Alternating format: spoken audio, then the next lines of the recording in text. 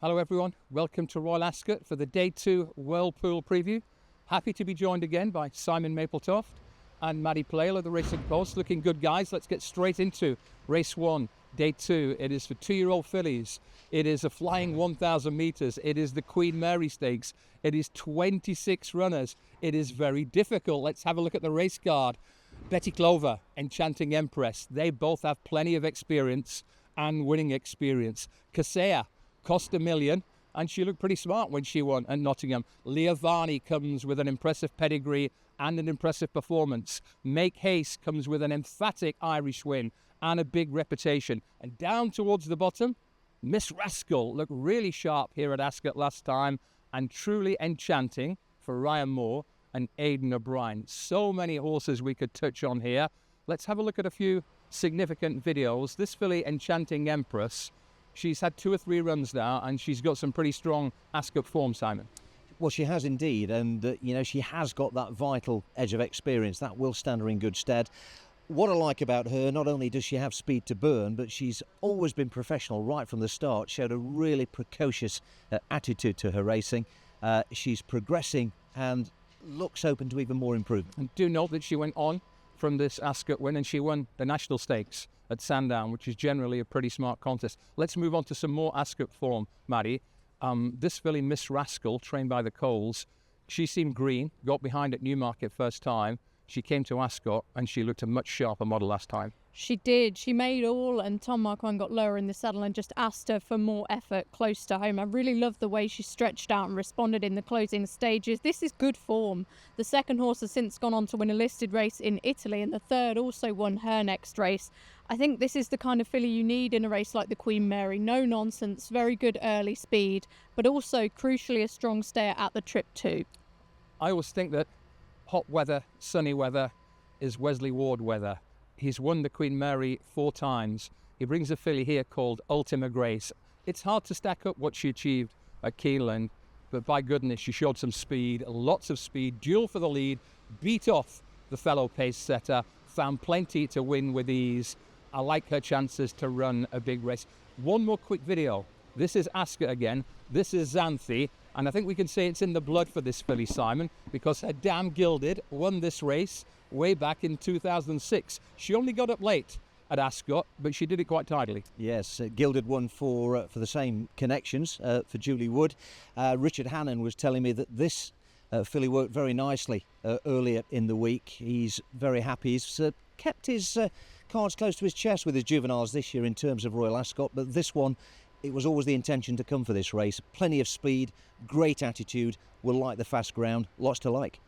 I think I'm right in saying that the mighty Aidan O'Brien has won the Coventry Stakes 10 times, and I think he's never won the Queen Mary Stakes, which is an amazing stat. He's got a filly here, Maddie, called Truly Enchanting. Can she break the duck? I'm not sure she can, Graham.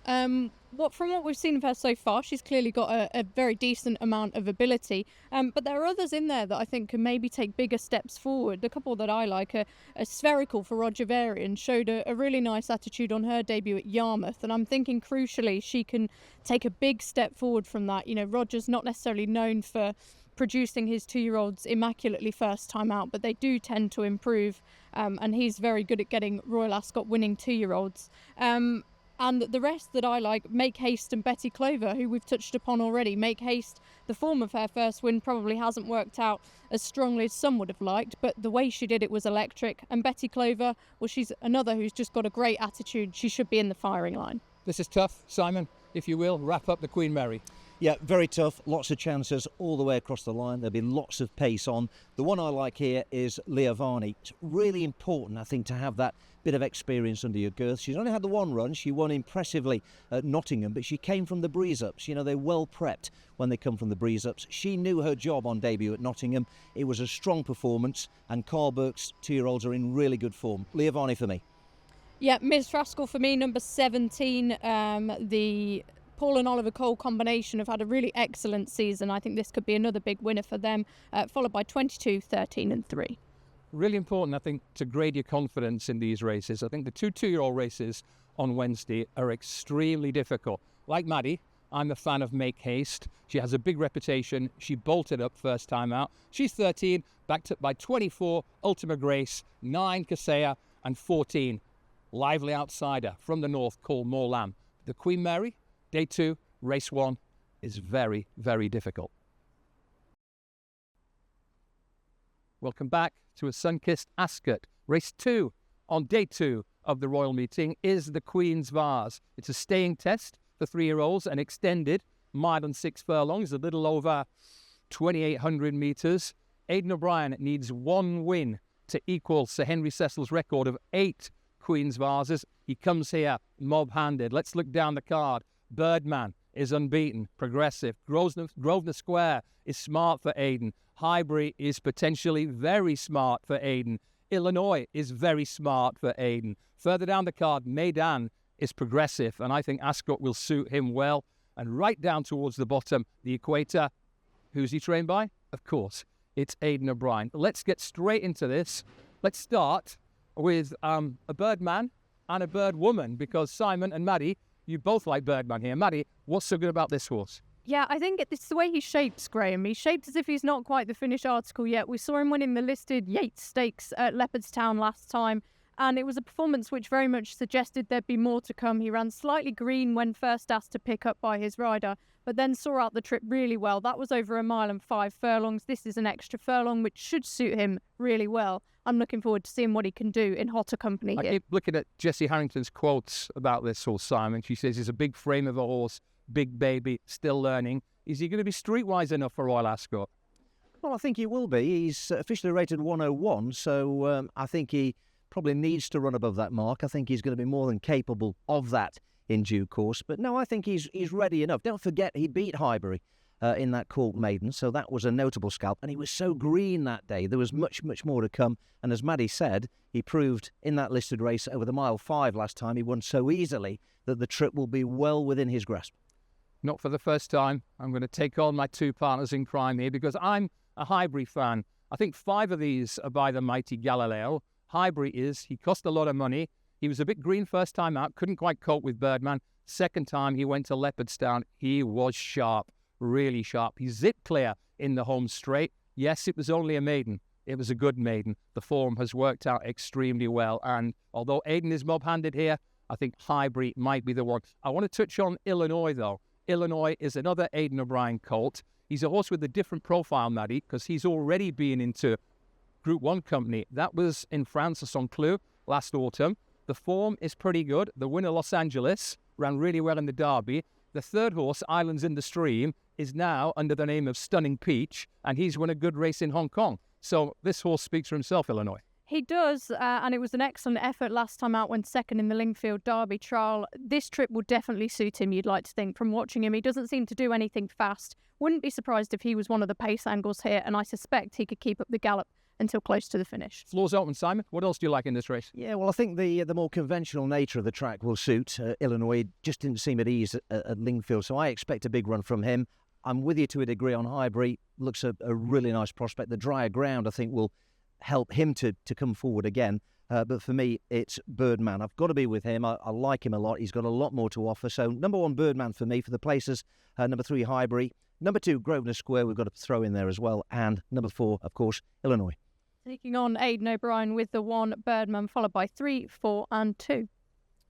I like Highbury here. I think he's the horse who's got most improvement in him. So it's Highbury on top for me. Number 3, number 4, Illinois. Number 7, Maidan. I just think that horse is going to be really well suited by the stiff track here at Ascot. And number 1, Birdman in for 4th. However you play the Queen's Vase, surely Aidan O'Brien is going to be a leading player. Welcome back to Ascot. High-class fillies on deck for race 3. This is the Group 2, Duke of Cambridge Stakes. It's a straight mile, give or take 1,600 metres. Let's have a look at the runners and riders. Ocean Jewel, number 1, has never been better than she is right now. Brige is a model of consistency in this type of race. What do we make of Laurel? She has the best rating in the race, but she hasn't been seen for over a year now. Novus could be a lifelong shot. She probably needs some rain. Further down, Rogue Millennium won this race last year. She's back for another crack after an unlucky run at the Curragh last time. And Running Lion has all the ability in the world, but she's not particularly consistent. Let's start here with Laurel. She is the obvious talking point. Simon, when she's good, she looks very, very good. But when we last saw her over a year ago, she disappointed. Yeah, she looked really good, didn't she, in the Sun Chariot a couple of years ago? That's old form now. She really hasn't stood up to her racing. She's, as you say, been out of action for over a year. I think to come back fresh from whatever that problem was and win a race like this is a pretty tall order. I think she's worth taking on. Maddie, let me ask you one question about this filly. You can read too much into social media clips in life as a whole, but we saw a video clip of this filly Laurel working with Lord North and in Spiral on the July course at Newmarket recently, and she dropped right away. Would that bother you in any way, or are you happy to just judge her on her form? I think it's always wise to take in as much information as you can. So any evidence to help inform your punting is good evidence, but equally you can't totally pin your mast on it. I wouldn't be totally concerned. I don't think John Gosden would be running her here if he didn't think that she was well prepared. And she has got that standard of form if she produces it.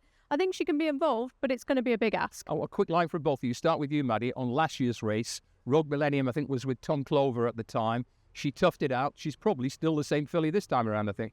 Yeah, I think that's fair, Graham. And this race is a tough race to assess. There's not much between many of these fillies. A lot will come down to how the race is run. But Rogue Millennium, on last year's form, she's right up there. She produced a really strong late burst to win that day. I don't think it's going to take much more to win this edition. Simon, I think she's been purchased for 1.65 million guineas since then to go to Joseph O'Brien.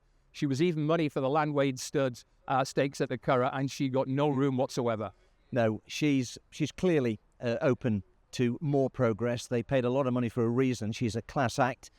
She did win this race in good style last year for Tom Clover, who did an excellent job with her. She was second in the Group 1 Matron Stakes as well. So she's got top draw form, and she'll really run a race, I'm sure. I'm going to stay with you, Simon, for two clips of Briege. The first one will be a good handicap performance at the Royal Meeting last year from a mark of 100, and the second, a battling performance in slightly better company in the autumn. It's hard to knock Briege in any way.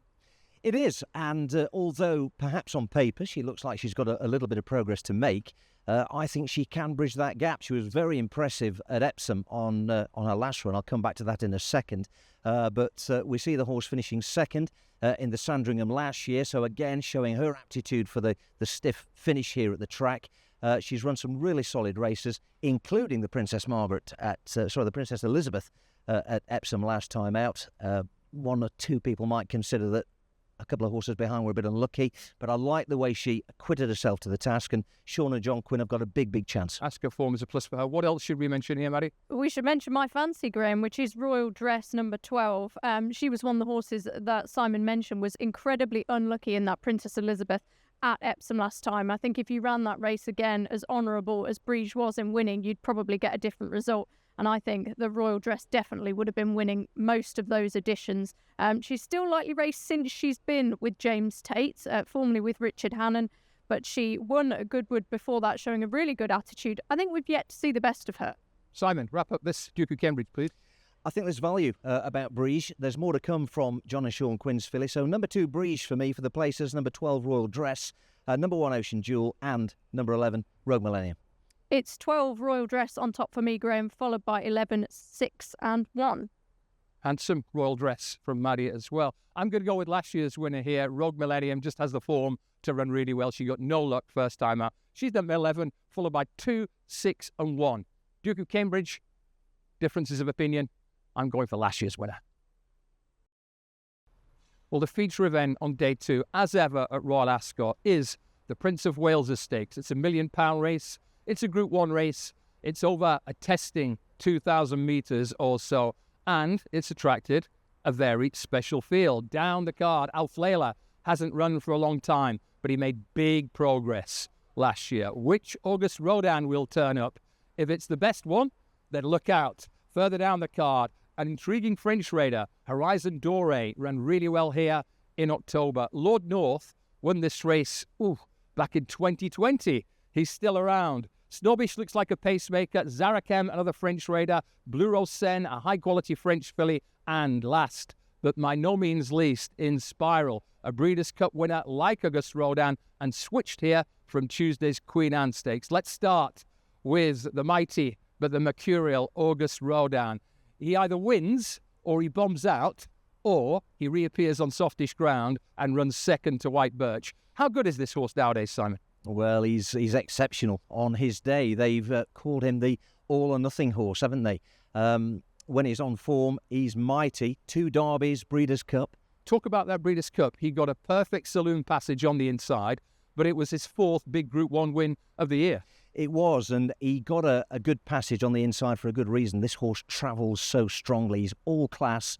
He'll be in the right place. If he's in the mood, he'll come home strong. How big a plus for August Rodin is the improved weather forecast and the likelihood of fast ground? Well, I think the fast ground will be key to him, and he's going to get that. He's such a good moving horse. He bombed out in the Shima Classic back in March. That was a concern, but it was a step back in the right direction, I thought, in Ireland last time. Behind White Birch. That was a good enough run to give me confidence that he can go one better. I think you sum him up really well there. Let's move from one Breeders' Cup hero to a Breeders' Cup heroine. Inspiral got the better of a great tussle with Warm Heart at the Breeders' Cup. The video we're going to look at is really relevant Royal Ascot form. Inspiral came here first time out last summer, and she ran a very good race to be second to Triple Time in the Queen Anne, Maddie. Yeah, she's just an incredible filly with everything that she's achieved. This wasn't her best effort, but that's something you can say about her again last time. She's not at her best fresh, and I think that's a key talking point that I'm going to use in my case towards her. John Gosden was adamant after her 4th in the Lockinge behind audience not to be too disappointed, purely because she needed the run.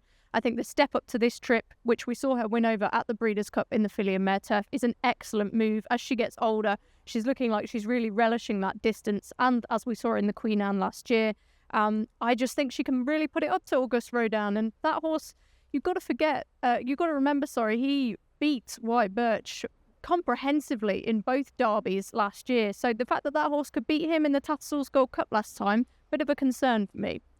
I'm looking for a bit of value here. There's a premium if you want to be with Aidan and Ryan Moore in the Whirlpool. There's a bit of a premium for Gosden Stars as well. This French horse, Horizon d'Or, I think he's going to run a good race here. Yes, he's lost a few on the trot, but let's pick him up.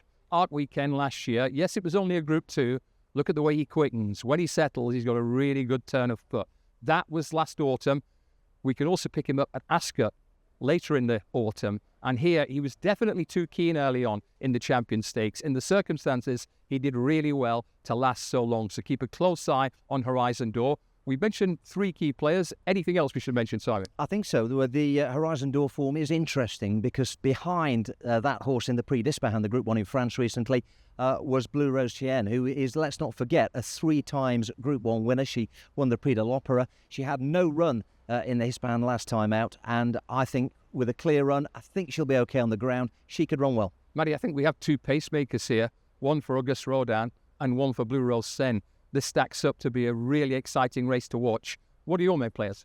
Yeah, well, Inspiral's on top for me. I'll read through them properly in a moment. But Horizon d'Or, I think that pace angle that you said is really going to suit him if he gets a good pace to aim at, and Blue Rose Sen too. So maybe looking towards those who have a good turn of foot from the back of the field could be the way to go in this race. So with that in mind, it's 10 Inspiral on top for me, followed by 2 Auguste Rodin, 4 Horizon d'Or, and 9 Blue Rose Sen. Simon? Auguste Rodin for me, horse number 2 to win this. For the places, I'm going 10, 9 and 6. 4, 2, 10, 1 for me. I'm going to look for some each-way value with the French raider, Horizon d'Or. I think, for the first time in a while, he's going to get perfect conditions. Biggish field, strong pace, fast ground. Horizon d'Or, Auguste Rodin, Inspiral and Anflela for a fantastic Prince of Wales stakes. Okay, here we go.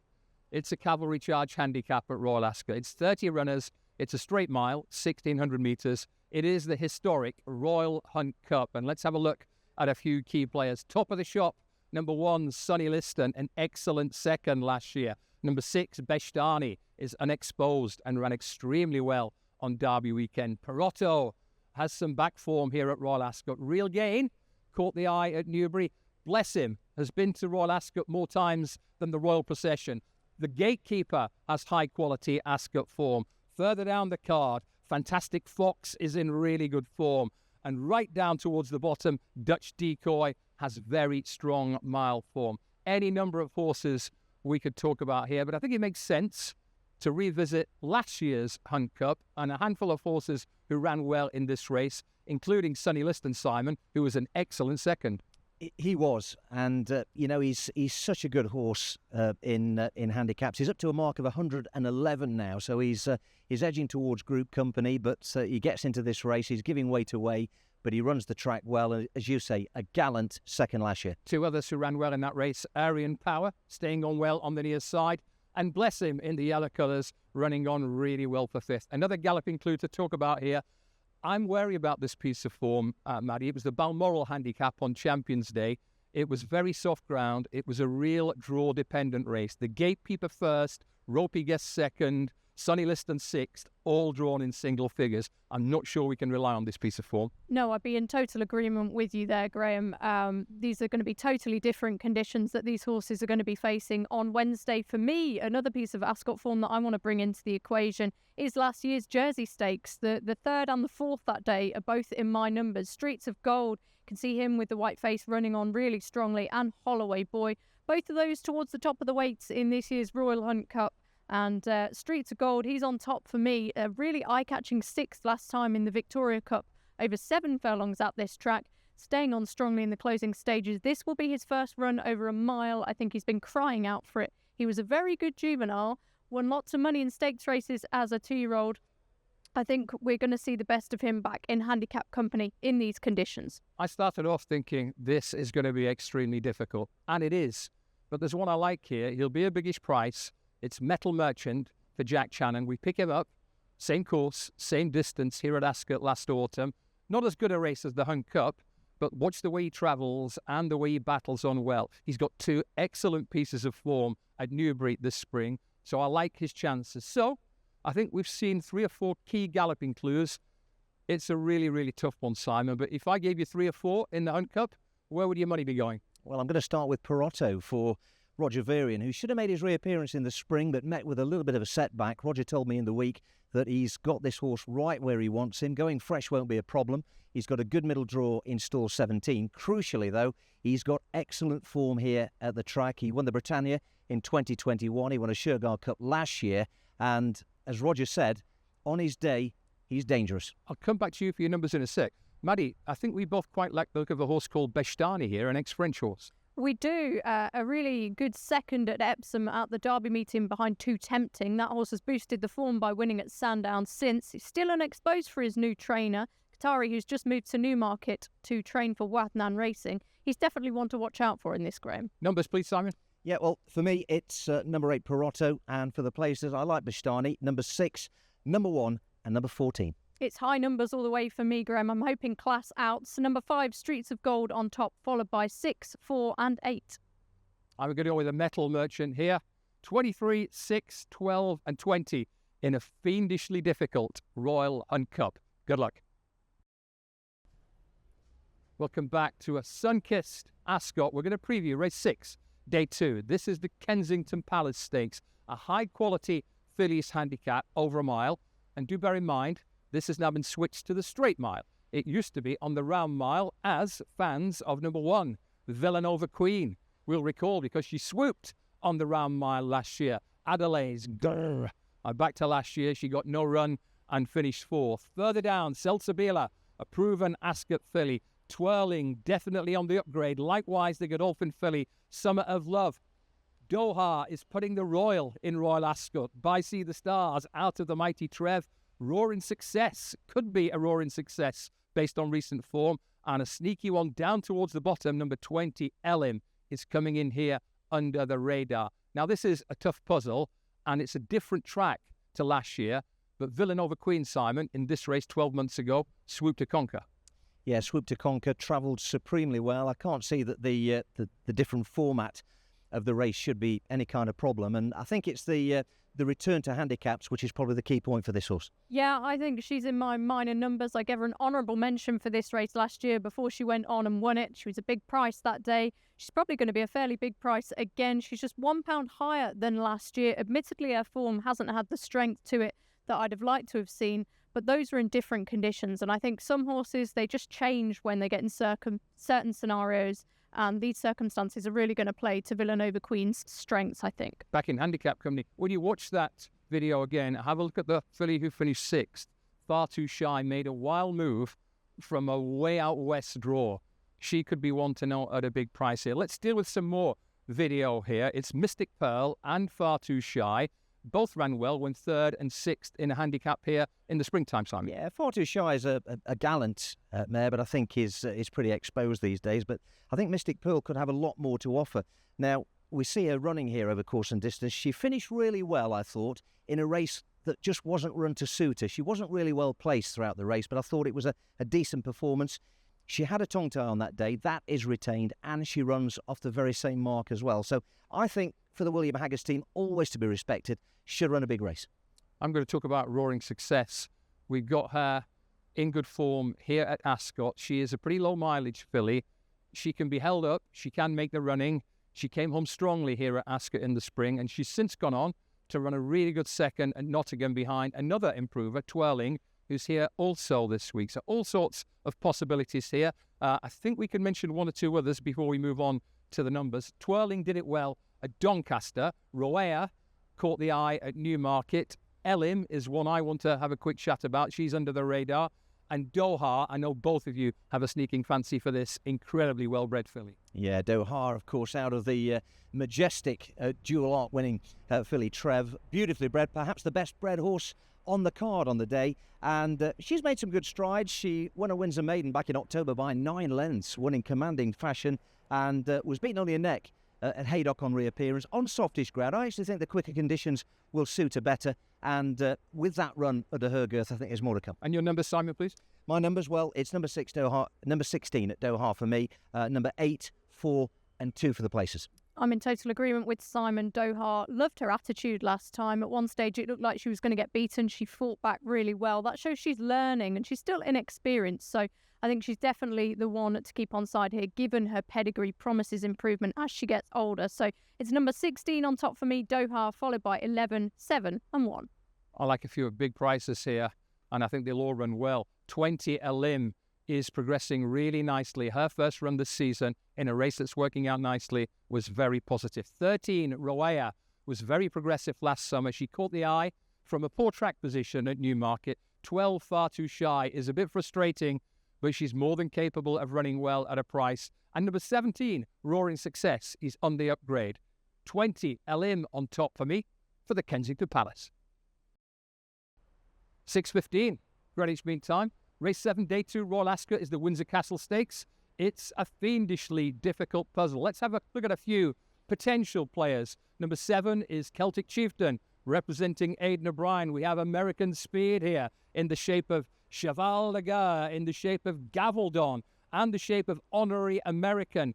And number 12, Hawaiian, got stuck in the mud at Sandown last time. Number 16, Pont Neuf, is tough and stays the trip really well. Further down, Reposado has Ascot form all the way down the card here. There are horses with bundles of potential. It is a very difficult puzzle, but I'm just going to keep things very simple here. Simon Mapletoft, Windsor Castle Stakes. What do you fancy, mate? Well, I'm going to go with Shadow Army for the Richard Fahey team. Richard's horses are in tremendous form. His strike rate in the 2 weeks leading up to the Royal Meeting stands at 25%. This one carries the colours of Wathnan Racing, who could have a big week. And, of course, the form of Shadow Army's win at York has been franked by a horse called Francisco's Peace, who won a listed race in France and, of course, was due to run in the Coventry as well.